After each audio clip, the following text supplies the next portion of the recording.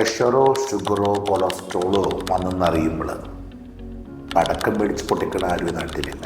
ഇത് ആഘോഷിക്കുന്നൊരുന്നില്ല. അറ്റാക്ക് വന്നെന്നറിയുമ്പോൾ എനിക്ക് വലിയ വീട്ടിലെ കൊച്ചമ്മയുടെ അസുഖങ്ങളെല്ലാം വന്നേ എന്ന് വിളിച്ചു കൂടി നടക്കുന്നവരാരും ഈ നാട്ടിലില്ല.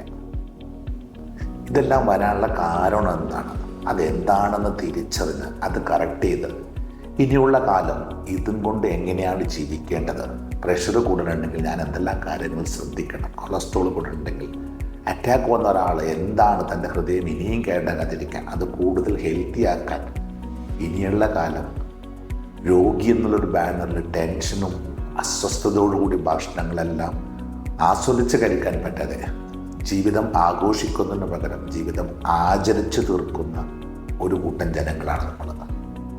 ഇത് അറിവില്ലായ്മയുടെ കാര്യങ്ങൾ പഠിച്ച് മനസ്സിലാക്കാതെ എന്താണ് വേണ്ടത്, എന്താണ് ശരി, എന്താണ് തെറ്റ്, ഇത് തിരിച്ചറിയാതെ എന്തോ എല്ലാം ചെയ്ത് സ്വന്തം ജീവിതം നശിപ്പിക്കുന്നവരാണ് നമ്മളിൽ കൂടുതൽ പേര്. സോ പഠിക്കാൻ ശ്രമിക്കുക. നമ്മൾക്ക് എന്ത് രോഗങ്ങൾ വന്നാലും ജീവിതശൈലി രോഗങ്ങൾ വരാനുള്ള കാരണം തിരിച്ചറിയുക, അതും കൊണ്ട് ഇനി എങ്ങനെ ജീവിക്കേണ്ടതെന്ന് തിരിച്ചറിയാം.